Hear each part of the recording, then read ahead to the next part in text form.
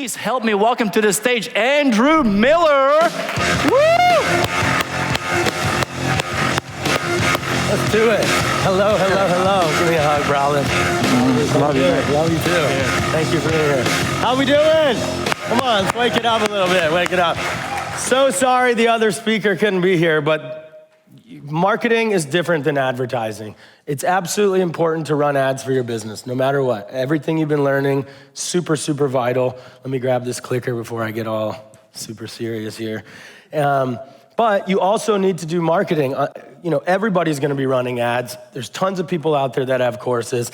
And what's the first thing you do when you see someone running a video? You go check social media, you go check Google, and if nothing comes up, I'm not trusting that person. And so, yes, I'm gonna teach you how you can grow your business for free, but it's also about validating what you're doing and coming off as an expert. And if you're new, whether you've been doing it offline for 10 years, if you don't come up on Google with articles that are relevant from other sources and have a significant following, it doesn't have to be hundreds of thousands of followers, but active social media, people aren't gonna trust you. So we're gonna talk about how you can do all that. And Rightus was completely right. It's a lot of time investment, but it doesn't have to be forever. But at the end of the day, you have to do marketing. So, PR, SEO, social media, content marketing, these are things that you can actually hack yourself if you have the time, or you can find someone like me to do it for you. First of all, why should you listen to me? Besides the nice things that Rightus said, I was a high-powered Silicon Valley marketing consultant for tech startups. I was living in LA, working for Tinder on the side, launching some dating app projects. And I saw this guy with an accent running an ad saying courses, courses, courses. And I bit, and Rightus changed my life. He helped me realize I can take everything that I've been charging a ton of money to repeat over and over again to each expensive client onto courses and help people around the world. And I've since written books from those courses, do public speaking around the world. And I'm really, really proud of the course material that I've made because I get messages and DMs from around the world that this stuff helps people in underserved communities. And so it's amazing what you're doing and you can 10x your impact. So, but the ads worked not as well for me as other people. You know why? Every marketer is running ads. And so for me, I've had a lot more success growing my business through a lot of these other channels. So I want to show you those things also. I won't get into the exits that I've been a part of. You can Google me. Like Rightus said, so SEO is search engine optimization. I teach it, so I might as well pick a name that's very keyword dense for SEO. So I consult to startups. My name is Andrew. That's where the Andrew Startups thing came from. The first thing is how to think like a growth hacker. Who here knows the term growth hacking? Yeah, okay, well, the idea is building something out of nothing. If you don't have a ton of cash, which a lot of startups don't, how do you get traction? How do you get customers? How do you get marketing or lead generation in the early days of your business before you have a ton of money? This industry is totally all about paid ads. It absolutely works, but you have to have guts to go and spend that money in the beginning to test out your stuff. Whereas, you can also test some of these organic strategies, figure out what works, and then parlay that into your ads. There is no world where you can scale to the moon without paid ads. I'm not saying you can't do that. You can do that. But with growth hacking, first thing to do is to change your mindset around marketing. I was here yesterday or day one when Rightus was like, what's the part you hate most about the business? Everybody, all of you were like, marketing scares me. I'm gonna change that today. So the first thing is thinking like someone who is not scared of marketing. And you've heard Rightus over and over again say, we're doing this to help people, you're doing this to create value. And that's the first thing that needs to be in the back of your mind when you're doing your marketing. Whether you're commenting on someone's YouTube video about your course, or sending a DM to a huge influencer that you want to do a live with, or handing out flyers on the street to people, you're acquiring people that you want to help. And that's what makes us be able to be aggressive. If there isn't helping at the origin of what you're doing, you're not going to be motivated enough to put in the hours that it takes to be successful and optimize and iterate and change and take that feedback and the negative feedback sometimes. So the first thing I say is being aggressive is good. Aggressive on the marketing. Dude who drove all the way in from Sacramento, that kind of dedication to what you're doing is what leads to success. That, again, needs to come from passion and not just a desire to make money. Everybody's pretty much here. I'm speaking to the choir that knows about doing something that they're passionate about. But that idea that being aggressive with the marketing is good because you're trying to help people. The next thing is being reactionary, not preventative. I want to test this. I'm not worried to see what happens, as opposed to several clients I've seen fail later on that I traced it back to, we can't try that, Andrew. No, that doesn't work in our industry. Or no, that could be potentially bad for us. Just try it, test it quietly if you're scared about it actually affecting anything. But everything is worth testing. React to things if they don't work out. Don't prevent yourself from finding what I call a hyper-growth channel, okay? There is no such thing as a stupid idea when it comes to marketing. Some of my greatest successes of growth hacking, meaning, getting a traction without any budget, came from what someone first told me was a stupid idea. Then we tested it. Oh, this actually looks like it might work. Put more effort into it, to the moon. And at the end of the day, your user experience or your client satisfaction is paramount to everything. That's what you militantly focus on. And, keep speaking to those customers early on, learning from them, and iterating, and there's no chance you can fail. So businesses fail at marketing because they don't really do it enough. And what I saw, even from myself early on when I was a course creator, is I spent Ritus, maybe 6 months working on my courses with Ritus, and then I just threw up the ads thinking that it's gonna work out, and it did not originally. And meanwhile, I've spent $15 million on ads for other people. But when it's your own business, you have to, so I made up this thing called the 80-20 rule. It's the flip of what you think it is. Most people spend 80, 90% making the content, 20% doing the marketing. I'm saying the opposite. You need to spend 20% making the content, budget or time, 80% on marketing.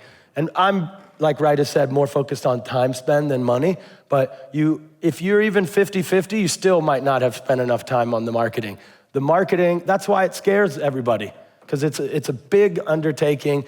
You're not an expert in it, and that's why a lot of times people reach out for help to companies like mine, and we'll talk about that. But what I call PMF, product market fit, it's not my term, but for this industry, it's, you're making a course, you're building it, maybe with Ritus and his team, or maybe with a couple of previous clients.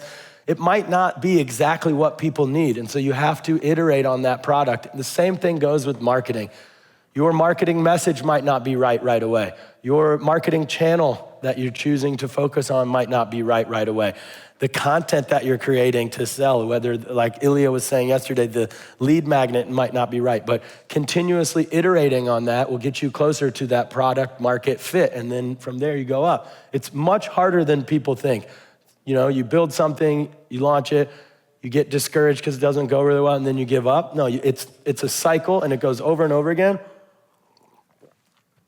And it's all about analyzing the data, speaking to people, looking at your analytics. And so the idea here is we want to start by testing organic channels, and we're going to talk more about that. So tracking needs to come first. The day you launch your course, you better know what your KPIs are, your key performance indicators of your success, whether it's on your ads, whether it's on your social media, what are vanity metrics like followers, and what are really important statistics like your email open rate. You need to know the differences between those things and really know what is showing you that people are interested in what you're trying to say. It could be the length of time people are watching your videos if you're doing video social media strategy. It could be the amount of the engagement rate. Whatever it is, figure out what those KPIs are and make sure that you have your little dashboard. You got a question? Let's wait till the end for questions, but hold them, I'm definitely interested. And I think we'll have extra time because the other guy couldn't show up, so we'll get to all of it. You cannot make accurate decisions about how to grow your business without data. Data is your friend. You need to have your analytics and tracking set up. I always start all my talks and keynotes with this, and there's always people that are like, oh shit, I forgot. It's not obvious to everybody. You gotta have. And when you're working on a lot of these unpaid strategies, it's your time investment. Rightus was saying, if you want to invest the time, you have to, or you have to find somebody like me that can do it for you. But it takes a lot of time. And so what I find is a lot of entrepreneurs are not tracking their time investment the same way they would their money. You're very serious about making sure we're not wasting money on paid ads and checking that every 12 hours, but spending 6 hours making a post or something, it's not gonna have a high ROTI, and you need to make sure that it does. Your chief everything officer, you're doing everything from, cleaning the office or your home office or whatever, all the way to taking those big meetings and deals and selling. And so you need to be able to make sure that you can time box your time for marketing. Some people do 1 day a week, an hour every morning, whatever it is. But on top of that, you need to spread your time across a lot of the things we're gonna talk about. We're gonna get into the nitty-gritty of things that you can actually do to grow your business. And the number one, not complaint, but comment I get after is, what the hell do I do first? How do I do all of this, Andrew? And the idea is test it all, evenly spend your time, and then figure out what has a strong return on time investment for you, and that's what you continue doing, okay? First thing, before we get into those strategies, is maybe get an intern for yourself as well. A lot of people are living here in the Bay Area. There's a ton of amazing schools. There's students out here that want to learn from experts in digital marketing and digital entrepreneurs. And there's an opportunity to work with a local university and get an intern. With my courses have turned into a coaching program. I actually get an intern for businesses, and it's been wildly successful, and I see the value on both sides. The student there's people that brought their teenage kids here to this event for the exact same reason. The opportunity to work with an entrepreneur is life-changing for a young person. And you have a ton of value to offer. So it can be an unpaid internship if you're okay with that exchange, but you can also give a stipend. So the first thing to do with finding an intern, and I've been doing this for 10 years and connecting them to startups, and usually they get a full-time job, is to create a job opportunity that's super valuable for them. So what are they gonna get to do? Attend events, learn the ins and outs of being an entrepreneur, get all these courses, materials that I've gotten for free. I started my career 20 years ago with an entrepreneur that was willing to buy me courses and books and tons of stuff. Changed the entire game for me, and I made him tens of millions of dollars for almost no money. And it was fine because I left after a year and I moved on to bigger and better things. So a job offer that creates a ton of value, even if it isn't financial reward, it's temporary. So just a couple months. I know I said I worked for that guy for a year, but it wasn't unpaid. But research other job postings on similar roles. You can use ChatGPT. You can come up with a job post. I think you'd be surprised. There's a big opportunity to get a young person that isn't scared of marketing, that isn't averse to putting this time and effort in, and they want to actually create a digital marketing career, and you're going to help launch that for them. So then LinkedIn has job ads. A lot of people don't know this. You can put a $5 a day budget on it, and it gets shown to thousands of students and fresh graduates. So extremely cheap to get a bunch of resumes, hungry kids. The reason I really do like offering an unpaid internship is no one's gonna take it if they don't wanna work their butt off. Why would you take an unpaid internship unless you see it as the stepping stone to launching your career? I did it. I've helped over 100 students. Many of them make 6 figures right after the internship because they have a portfolio to show, I did SEO. This is a press release that I wrote. The beauty of working with an early stage business in marketing is it's carte blanche. There's everything that needs to be done. And that's all a young, hungry, fresh graduate really wants. So it could be an option for you to help do some of the stuff that we're gonna get into because it is a big time investment. Once you get all these applications on LinkedIn, it's not really difficult to look at a student's resume. It's 1, 2 maximum things. So what you're looking for is passion that Patrick and these other young kids that are here have for learning and for actually putting the time in, and parents that are supporting them financially, probably, so they don't have to work 2 or 10 other jobs to make ends meet. Because you're not trying to take advantage of someone. You're trying to give an opportunity to somebody that can work in trade for maybe 3 months maximum is all that we do in my company. And then immediately after, if they've shown their value, they get a paid opportunity right after that. And after that quick interview, assessing their passion, 20-minute Zoom calls, your only time investment there. Give them a little project. I like to do a writing project. Look at my website, rip it apart, tell me what we've done wrong, give me some marketing ideas on my social media. Don't spend more than an hour on it. But you're looking for creativity, writing ability, which, to be honest, for young kids today is not that great. But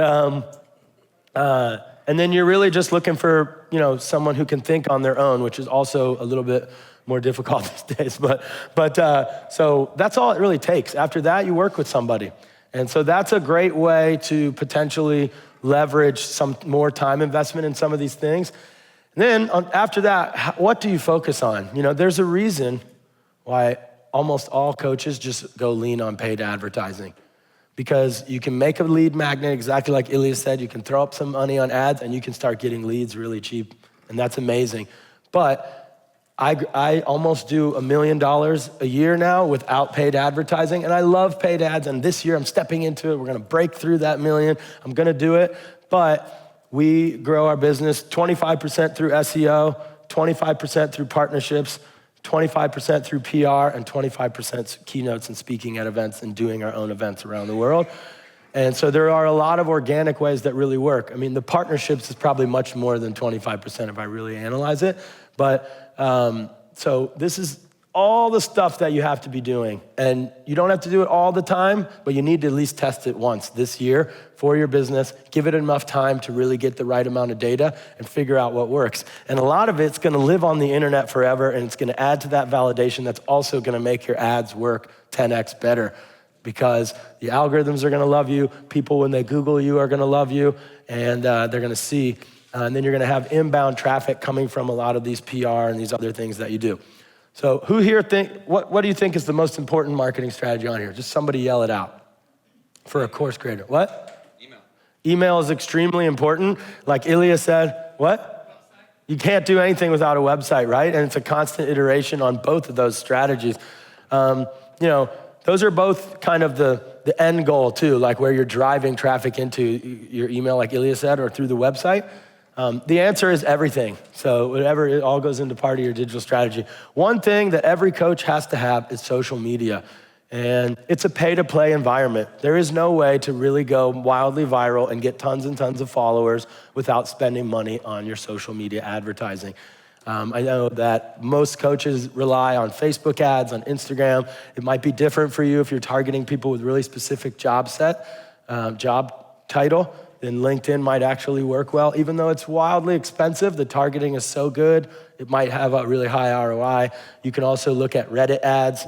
There's subreddits really related to everything from dentistry to registered nurses, and you can run ads on a certain subreddit, very cheap right now. So there's a lot of stuff you can do with ads. I'm definitely not opposed to that. But what I want to teach you today is how to do your social media and grow your social media with as low a time investment as possible, so that you can do this other little known part of social media that I really like to teach. So before I go into it, like I just said, there's 2 parts to social media marketing. And one of these, I really coined a term in my book, but what you do on your own page is not as important as what you do off of your own pages, engaging in communities, groups, commenting on other people's stuff, responding to people posting with keywords that self-qualifies them for what you offer. This is things that you can put that intern on.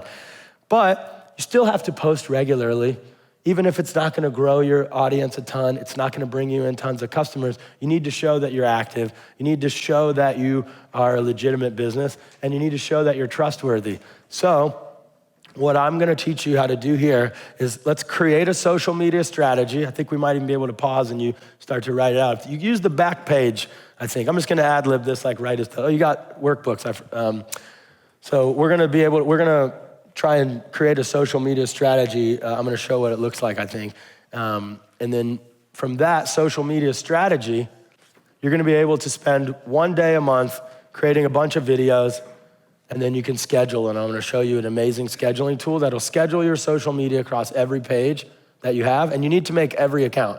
Who here doesn't have a social media account on Pinterest? A bunch of people? Why not? Oh, I don't know if there's clients there.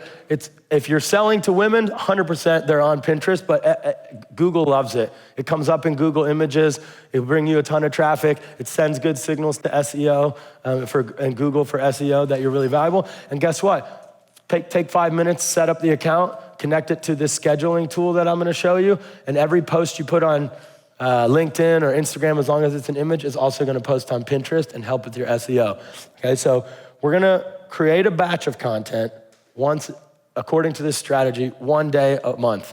And then you're just gonna schedule those videos. That takes a whole day to do that. But then you've got posts going every day on every social media channel with 0 time investment through the month.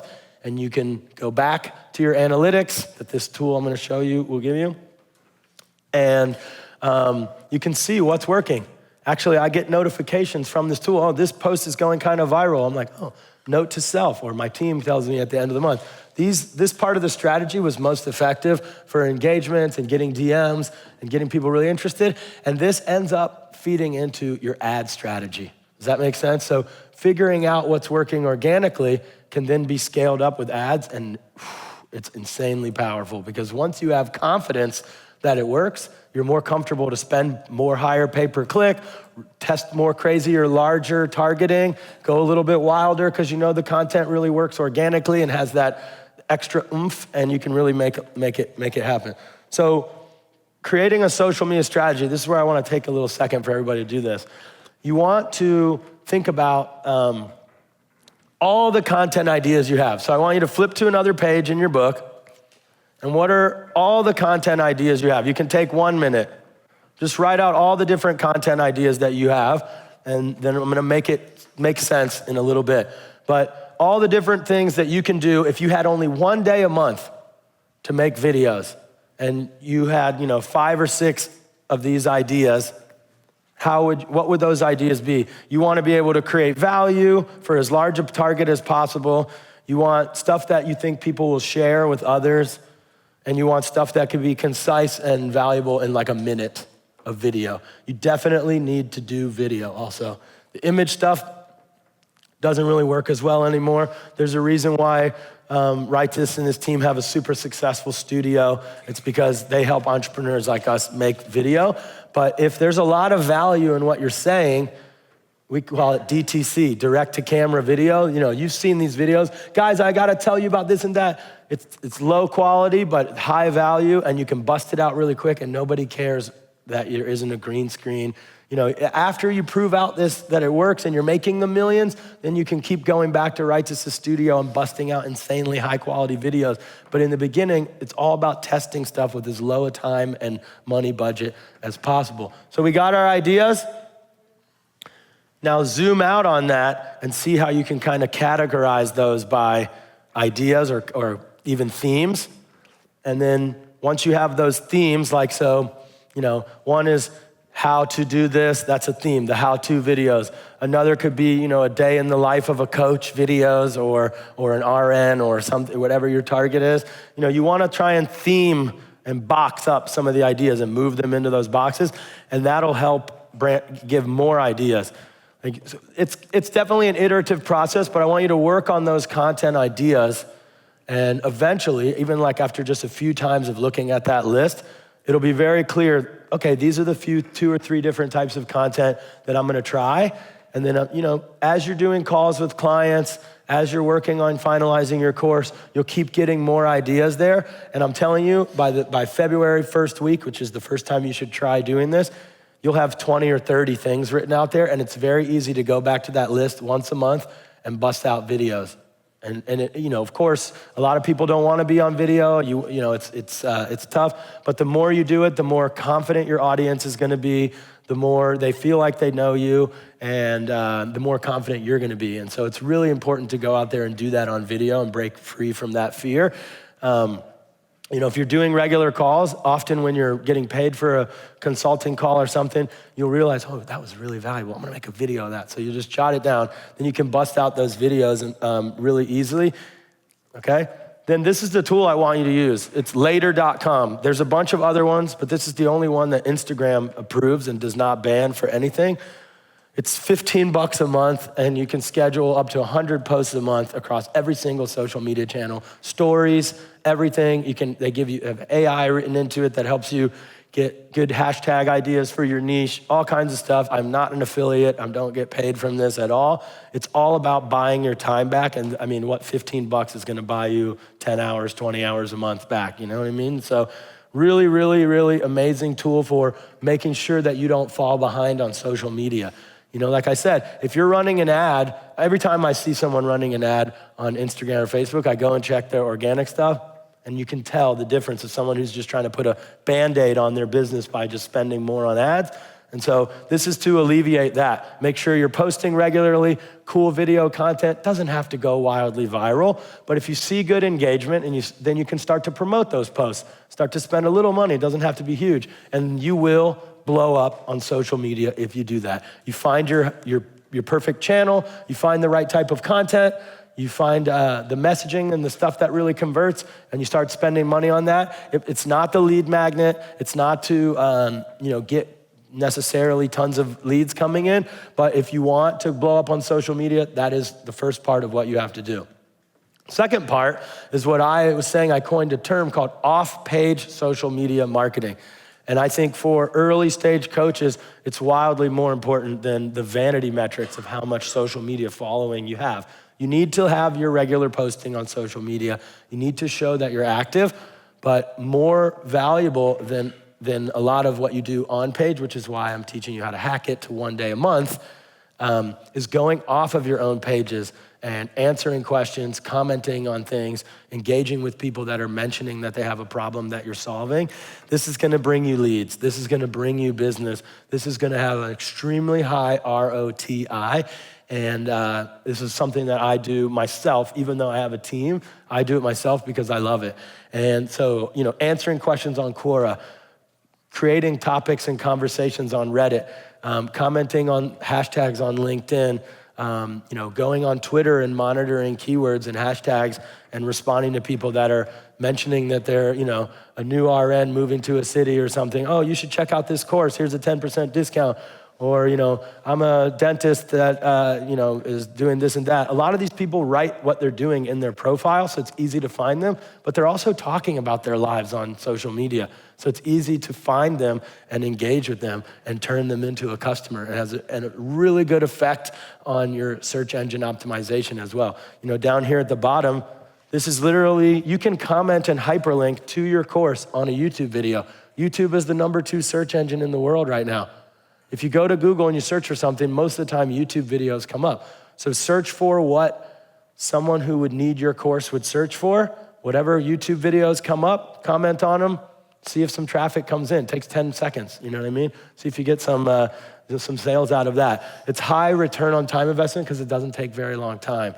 And you can start to learn what message is really resonating with people, what channel is really resonating with people, what value propositions from your course is resonating with people. All right, I will pause after that. Any questions about social media marketing? Because I'm gonna go into just rapid fire and other stuff. No questions on social media? Yeah, you dude. You mentioned key data metrics. You've written some books. Recommend any research or sources of what are the different metrics, what work, what are high value, et cetera. Assume I know nothing. Yeah, I assume you know nothing. Okay, got it. Good assumption. Yeah, I think on the analytics side, it's too personal. You need to think about what are the things that you need to know. What are the core metrics that you need to know? You don't need to know anything. You know your business. I think there's a great book called Traction out there that'll talk a lot, maybe a little bit, but I don't know off the top of my head of a book that's all about analytics and KPIs, but I'm sure just a 5-second blog search and you'll find really good stuff.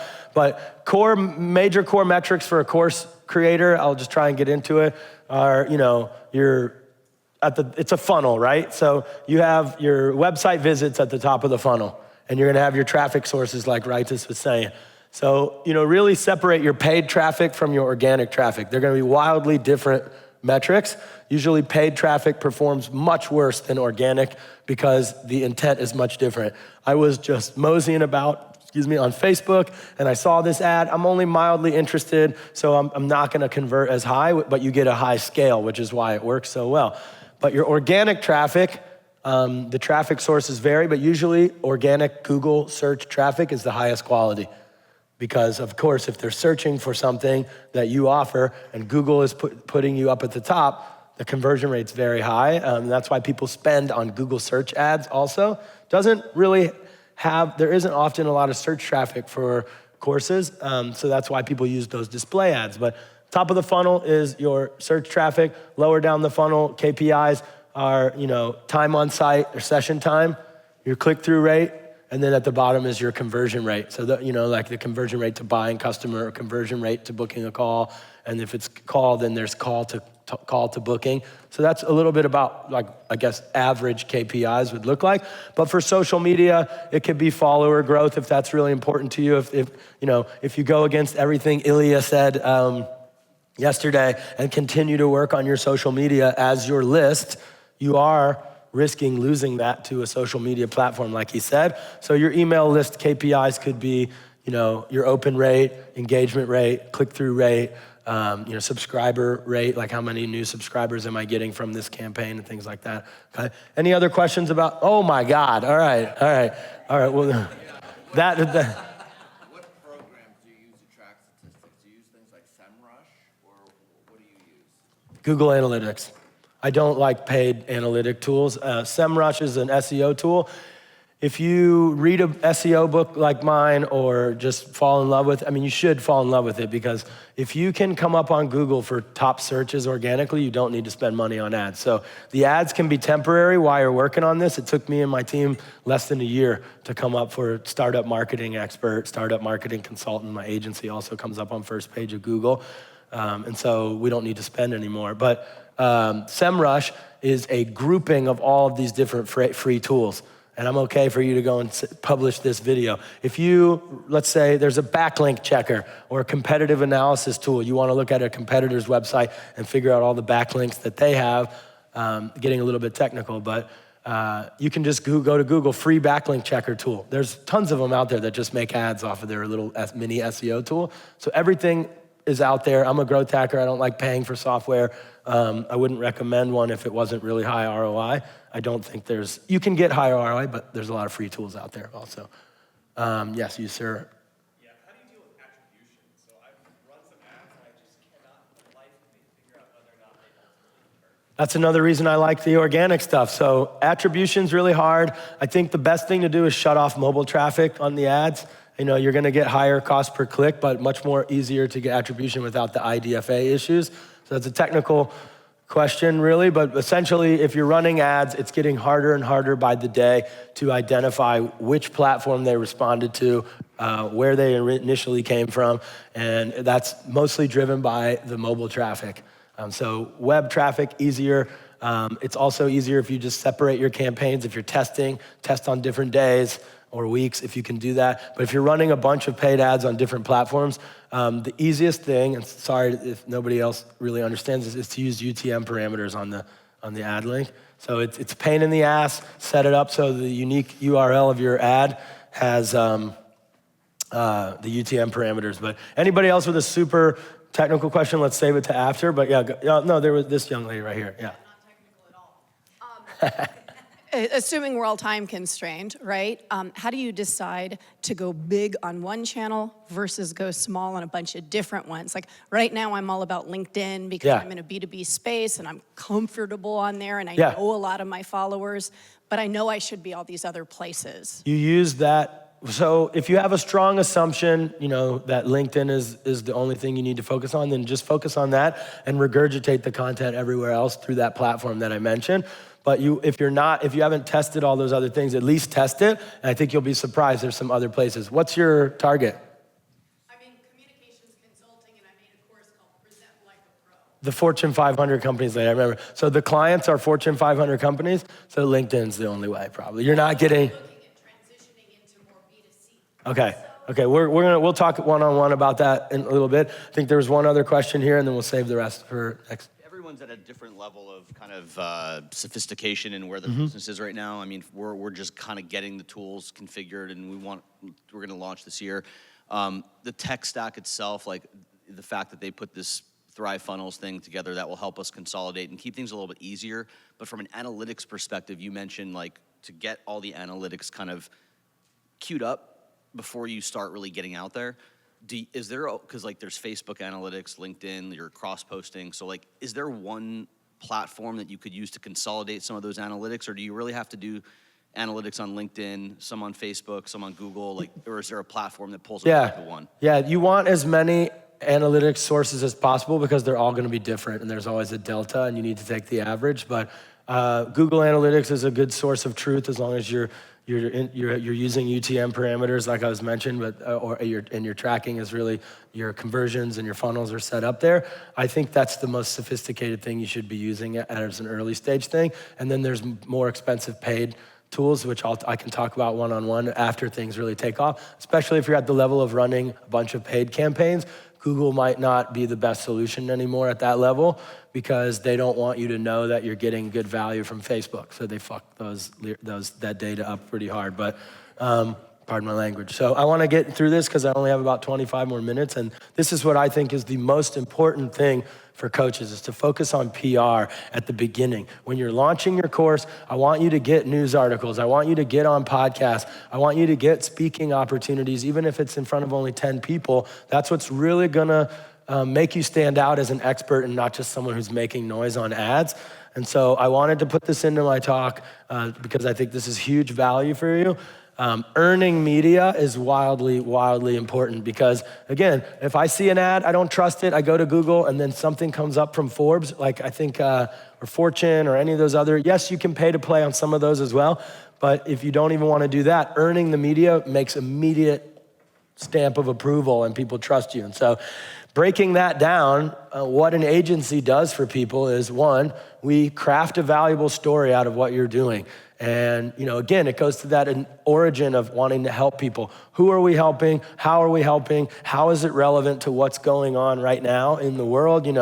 COVID affected nurses and this and that. And so now they need to bring the practice into their house and make money on their own, and so there's niche media that your audience is really gonna consume and get access to them, and that's gonna drive leads. And then there's general media that's just logos of publications that are gonna be able to be put on your website as seen in USA Today and whatever, that are really gonna add that oomph to your landing page.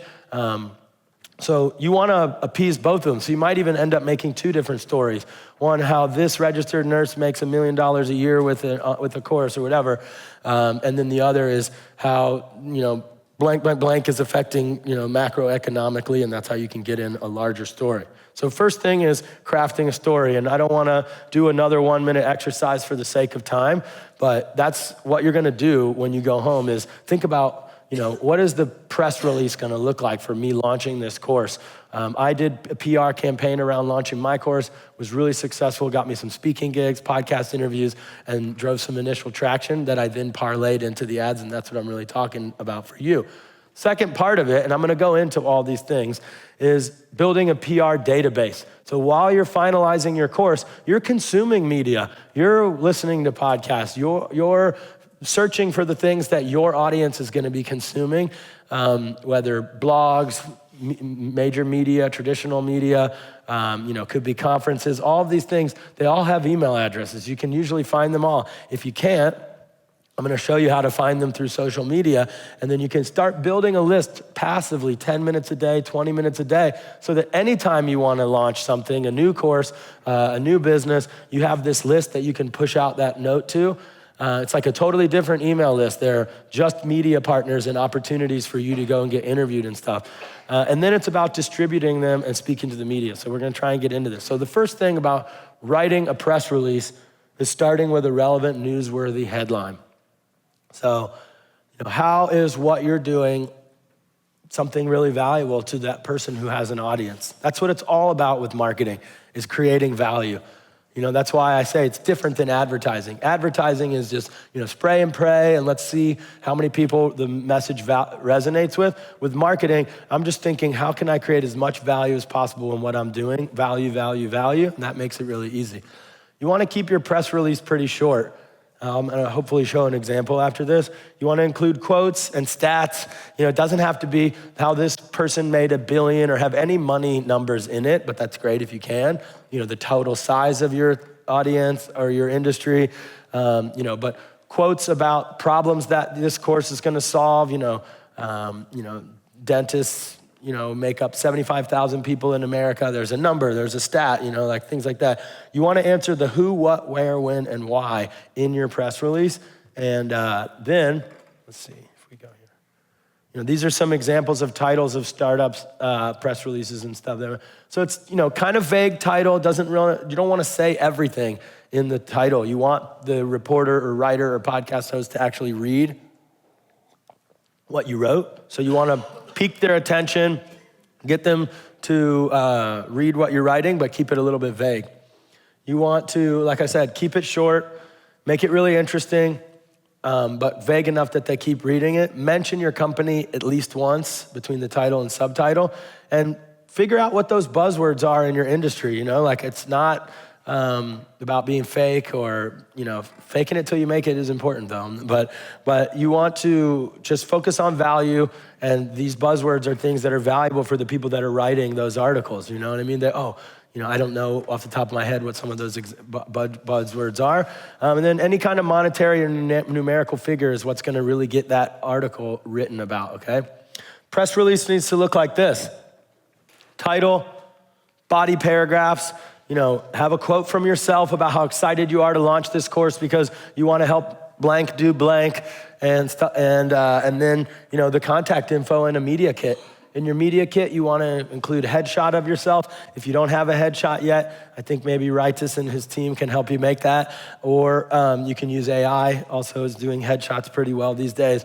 Really simple, 1-page press release about how this course is gonna change the game for blank, blank, blank, and then you can send that out. You might not get tons and tons of responses, but people might just write about it. If you include everything in the press release so they don't even need to contact you or interview you, you're more likely to get some blog posts written about your thing, some inbound traffic you weren't even expecting, and it's a really great way to get links building back to your website and to get some logos as seen in from the first day that you launch your course in ads. Make sense? This is an example for when I wrote my book. This is basically just how it is. You put the date and the time, and then a little bit about the what's happening and why it's valuable, and then all facts, nothing like that can't be proven or Googled. And so that's pretty much all that is. Now, building a press list, and I'm going fast just for the sake of time. Maybe Ritus will let me go a little bit over because I know we're gonna have a lot of questions after this, but building a press list is really, really important. This is a super valuable resource that you can continue to use over and over again, you guys. Like I said, it's a different email list. It's not some people you're trying to convert as customers that you're gonna grow from ads. This is a list, I call it a marketing mega list eventually, because you're gonna have tabs for influencers, bloggers, podcast hosts, conferences, everything that's happening in your space. Over time, this is a growing animal that becomes super valuable for you when you launch a new course. Go back, I wanna speak at all these conferences, let me email them. Oh, I wanna get on as many podcasts as I can to talk about this new course. It's a resource that you can continue to use.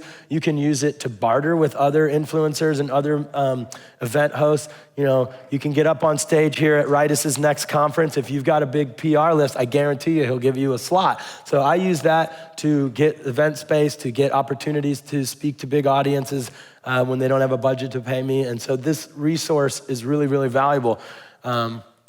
So what you do with it's literally just a Google sheet. That's all it is. It's not sophisticated, free, really awesome thing. Like I said, you got your different tabs down here for the different things that your business is relevant to. But what you wanna do is name, email, publication, maybe a note about what they wrote. Sounds really random, right? How do I get these emails, Andrew? Google Alerts. Who here doesn't know what Google Alerts is? Everybody knows about Google Alerts. Okay, a couple people don't. Alerts.google.com is a free tool. They will scour the internet for you You give it keywords, it will send you an email every day with anything with those keywords in it, new content that's posted to the internet. You should do it after this with your name and your industry keywords right away, and you will start to find out with no time investment, interesting things happening. So, RN conferences, Bay Area, or dentistry seminar, Bay Area, or whatever it is. Whenever it happens, you don't have to monitor it. Google will let you know. So for me and my team, it's startup marketing event, growth hacking conference, startup marketing news, blog, whatever. We are finding the things that are happening online, or people who are writing about startups in Thailand for some reason. I was looking at that at that time. And it's coming to me instead of us having to go and find it. So with that, then I click on an article. Oh, Caitlin Deneen, this lady writes about startups. When you hover over their name, there's almost always, about 75% of the time, the email address right there. Why do you think that a reporter would have their email address there? Anybody? They want you to contact them with a story. We're creating value for them by sending them our press release. So we're not trying to spam people. We're trying to think who would be interested to tell this story, and I want to push it out to them because they're going to do it. If they don't have the email address, they have the Twitter there. Hold on, we're going to skip ahead and see if I can look at. This works 100% of the time. Hey, I got a story for you. Can I DM? Sure, send me a DM. This is a reporter for TechCrunch.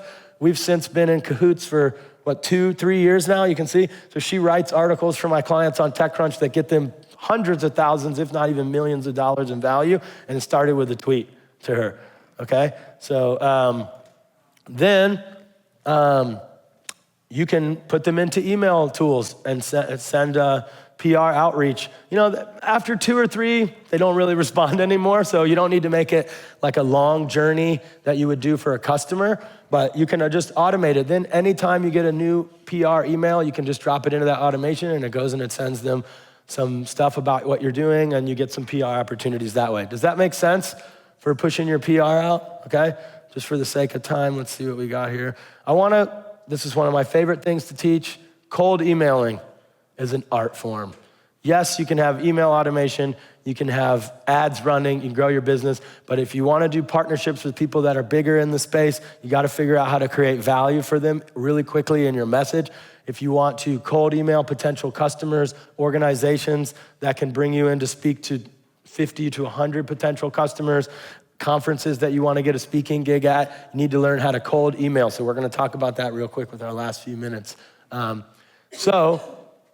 A cold email, is, just for those that don't know, is when you're not a warm contact and you're just emailing someone. We all get it every day. Subject, quick question, delete, block. I mean, maybe you don't. I do as a marketer and owner of an agency all the time. You gotta be organic and authentic and focus on value for the other person. So there's only 3 things, I don't even think Rightus knows this, 3 things I put in my cold messages that get me incredible opportunities. I even got married because of a cold message. I never really actually talk about this. I cold DM'd my now wife a valuable message, and we met up. She's an influencer. She was getting lots of DMs. Mine went through because it was about value and it wasn't about what I want. And so first thing you do is who you are in relation to value for them. It's not, hey, I'm Andrew, I'm a startup marketer, I'm 40 years old and I do this and that. It's not valuable to them. It's, hey, I'm working with a startup that does this. Or, hey, I'm a course creator that's helping these people do this, this, and this. That's who you are in relation to value for them. Or, hey, I'm an entrepreneur who's just launched this thing that helps people, blah, blah, blah. You don't even have to say course creator if you don't want to. So that's 20% of it. 60% is the value that you have for them. That's all they actually care about, is the value that you have for them. So what value do you have? Oh, I'm launching this thing and I would love to give it away free to your audience. I would love to come and do a free talk for your audience. Whatever it is, it's what are you giving them? That's what they really care about.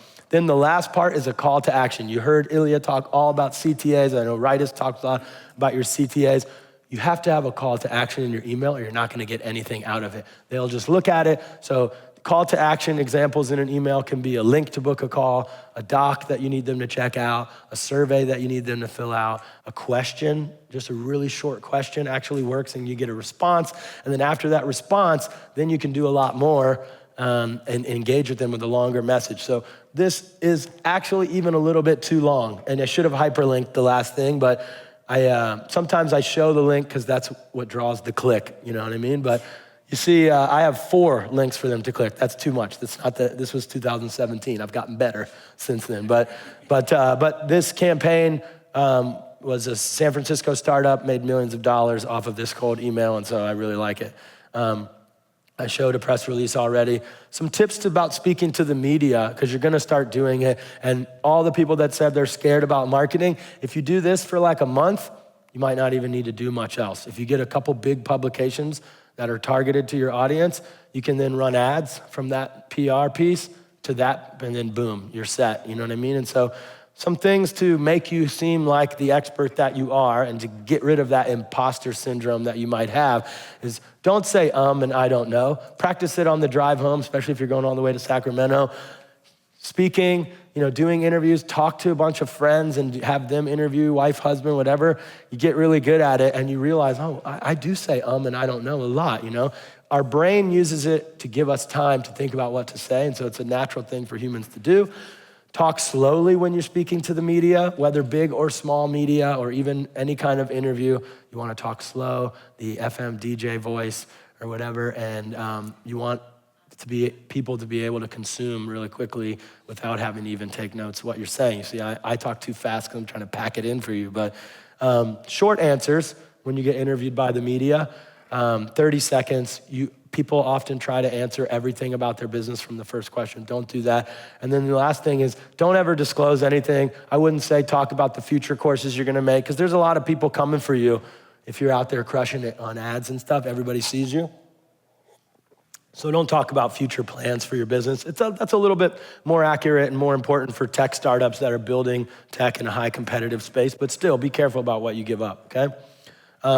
So we think we have a little bit of time for questions, but because I love Rytus and Thrive Courses Studio so much, I'm normally $500 an hour for consultations. I will speak to anybody here for totally free. You can scan this. I'll give you advice customized to your business, but I'm gonna spend the next 8 or so minutes going over questions because I think we're gonna have a lot.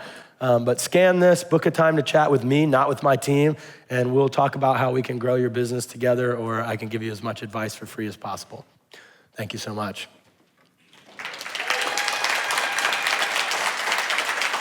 Cheers. Thank you. All right. Yes, first question in the back, sir.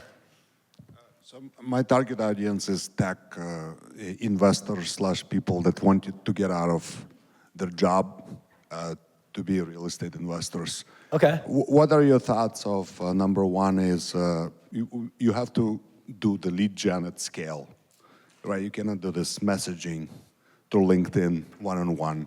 What are your thoughts of direct messaging at scale? There are tools out there that can send 100 messages a day, number one. Number two is, how could you convert these leads once they accept your LinkedIn connection request to your email marketing?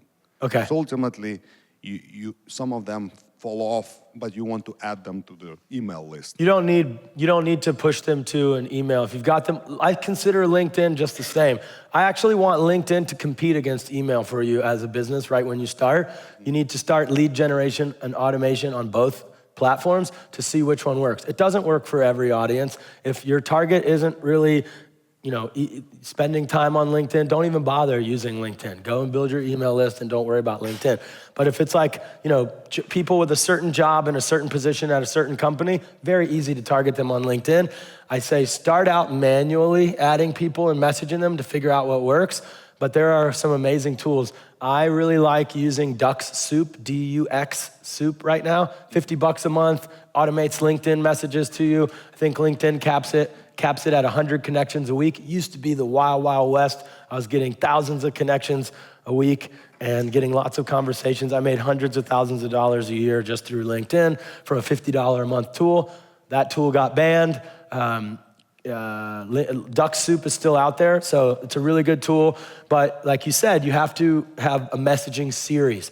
What I do is take the series that you want on email, shorten the messaging, make it more social media friendly, put that into LinkedIn and it should work. But what you want is connection message really short. Hey, I want to talk about this, or I wanted to help you with this, or hey, just looking to connect and grow my network. It's not valuable. So many people, there's so much LinkedIn automation. Make it look like a real organic message from you, and it'll probably work. And then it's just value, value, value, value. So for me, it's, hey, here's a free chapter of my book. Hey, here's a video of one of my keynotes. Hey, I thought you might like this podcast interview. Then after the 5th message is, hey, I'm doing a retreat for entrepreneurs in Puerto Vallarta. Maybe you want to come. I've got a couple of spots left. Ridus is coming, by the way. So you don't want to just hit them with an offer right away. And what I found is people don't just necessarily convert from LinkedIn, even on the 6 messages. They convert later from the organic stuff that you're pushing out on LinkedIn using that tool that I mentioned. Sometimes I'll close a new client, I'll go to add them on LinkedIn. I'm like, I messaged you in 2019. They're like, oh yeah, I saw that, but I actually converted from you just doing a post on LinkedIn later, years later. And so it'll grow your audience, which also, again, makes that thought leadership, makes you look like an expert. If LinkedIn is your customer's platform of choice, they're gonna go and see how real you are from that ad that they see. And when they see 10,000 or 15,000 followers or something, they're gonna be like, oh, wow, that's a really legit person. So that's how I feel about that. So you would not add them to your CRM? I gotta get to somebody else, but you and I, let's talk one-on-one after. Okay, thanks. Yeah, somebody hasn't asked a question, go ahead. Jackson Ebner. Thanks, Andrew. That was a very dynamic presentation and came at me so fast, way faster than my ability to digest it all. Does your book basically go through a lot of what you did today? Yes, absolutely. It's called the Startup Growth Book. You can scan this, we can have a meeting, or you can find me on social media, Andrew Startups, and you can find that there. But yeah, it goes through all that stuff and more, much more. But yeah, thank you so much for asking. Better salesman than me. Next question. Nobody? Yeah, all right. Go ahead, miss. Yeah, you again, and then you over here. Yeah, expanding on the LinkedIn strategy question, I've heard a couple camps. I've heard the camp that says be very discerning about who you connect with and, reject people that don't fall into whatever parameters. I've also heard the idea, just connect with everybody. Obviously, that's not very strategic, but is there a reason to not connect with people? I mean, what would be the downside? No reason. The only people I don't allow is when they have a message that's just very clearly that they're trying to sell me. I'll just skip over it. But no, I think that the vanity metric behind, oh my God, he's got 10,000 connections and followers, it makes you the expert that you are, and so there's no reason not to accept somebody's stuff on there. I think don't put too much time and effort into stuff like that. Just add people. For you, you're trying to go out and find quality, but if people are finding you and adding you, just add them, doesn't matter. Yeah. Yes, ma'am. In addition to duck soup, what would be your top LinkedIn tips for B2C? For B2C on LinkedIn? It's all B2B really, I guess, but maybe it isn't now that I think about it. So top tips for selling to an individual person, definitely honing in on that messaging with value. Duck Soup is a really good tool. I think that becoming a creator on LinkedIn is very undervalued. You can do live events that are audio that take no time to throw up, and then you can run LinkedIn. LinkedIn ads to their own event page is very cheap. A lot of people don't know that. If you run ads for leads on LinkedIn, very expensive. It's actually horribly expensive. But if you do a virtual event and you put the event on LinkedIn instead of Eventbrite, you don't get the email addresses, but you get a lot of people that engage because it's their social media platform, and then it takes over giving them push notifications on the app that your event is coming up, which you get a high attendance rate from. So that can be really cheap. Blog article ads on LinkedIn are very cheap also, sometimes only 20, 25 cents a click. So that works really well for getting a lot of cheap traffic out of LinkedIn. A lot of people don't realize. Groups going, like I said, the off-page social media marketing. Depends on your niche, not super great for me. I've tried it, but even still, when I share videos on social media, I have my team, even on LinkedIn, go and put those videos, repost my post into the big startup groups and stuff. Some of those get 20, 30,000 plays of video off of it. I don't necessarily get a ton of inbound stuff from it, but the thought leadership and the exposure is there for sure, so. Yep. Yes, sir. Yeah, I have a question in general about